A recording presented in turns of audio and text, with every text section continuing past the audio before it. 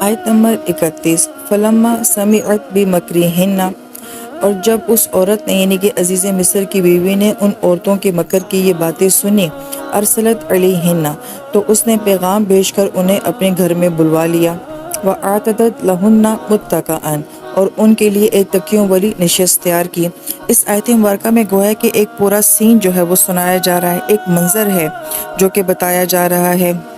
کہ وہاں پہ تو ہم لفظ تقریب استعمال کرتے ہیں، آج کے دور کے لحاظ سے ایک زبردست قسم کی لگژری پارٹی جو ہے وہ وہاں پہ ارینج کی گئی ہے، کیونکہ الفاظ کے اندر یہ سارا تکلف جو ہے وہ نظر آ رہا ہے کہ کس قدر پرتکلف قسم کی یہ تقریب منعقد کی گئی تھی۔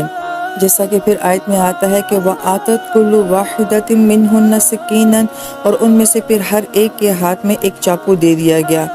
اور یہ چاقو ظاہری بات ہے اس لیے دیا گیا تھا کہ جو ان کے سامنے پھل وغیرہ رکھے ہوئے ہیں وہ ان کو کاٹیں۔ وَقَالَتِ اخْرُجْ عَلَيْهِنَّ، اور پھر اس کے بعد یوسف علیہ السلام کو کہا کہ ذرا باہر نکل کر ان کے سامنے آ جاؤ۔ لہٰذا پوری سورہ یوسف میں کہیں پہ بھی یوسف علیہ السلام کے ظاہری حسن کی بات نہیں کی گئی، یہ صرف وہ واحد مقام ہے کہ جہاں یوسف علیہ السلام کے ظاہری حسن کو بیان کیا جا رہا ہے، باقی پورے سورہ یوسف میں صرف یوسف علیہ السلام کے کردار، ان کی حکمت اور ان کے فیصلوں کی بات کی گئی ہے۔ پھر جب وہ عورتیں یوسف علیہ السلام کو دیکھتی ہیں فلما رأینہ اکبرنہ،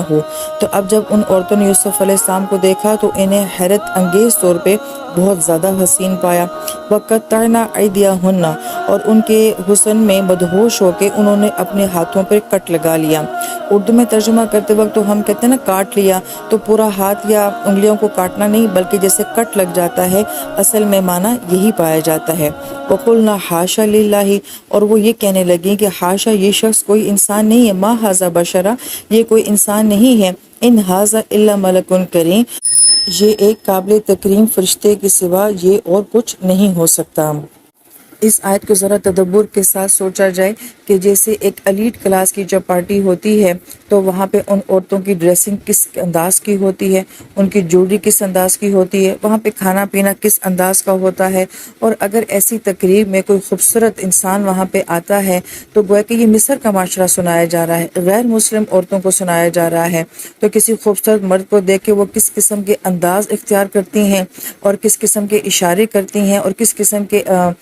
یعنی کہ زبان سے الفاظ جو ہیں وہ ادا کرتی ہیں، یہ سارا سین جو ہے وہ یہاں پہ کیپچر کیا گیا ہے۔ تو آپ اس کو آج کی کسی بھی ماڈرن سوسائٹی میں اگر رکھ کے سوچیں تو پھر ہمیں سمجھ آ جاتا ہے کہ یہ کس قسم کا منظر ہے، اور وہاں پہ ایک یوسف علیہ السلام جیسی معتبر اور قابل احترام ہستی موجود ہے۔